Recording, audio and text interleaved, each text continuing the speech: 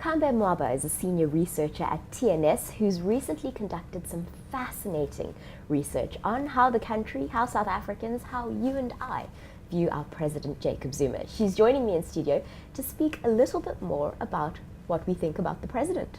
Thank you so much for joining me. Thank you, Shirisha. Now, can you explain what your research was to us? So yes, this research is part of TNS's ongoing current and social and political research into understanding how people feel about the job that the president is doing. And what's quite interesting is that we've been tracking this since his inauguration in 2009.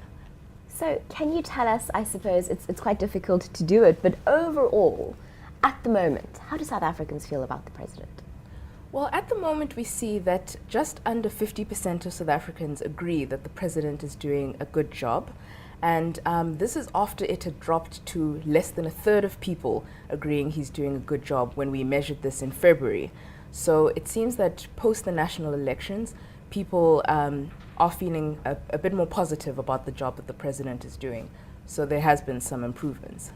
Now, while you were conducting your research, we had the Public Protector's report on Nkandla released. That couldn't have done well for how South Africans felt about him. Well, I think that's why we saw the big drop that we saw in February, because at the time it was just making headlines, it was breaking news, and there was a lot of attention around particularly the amount that was spent on his Nkandla homestead. However, now, in the months following the elections, we've seen there's been slightly less scrutiny around that, and it's pertained more to what's happening in Parliament and the debates around that.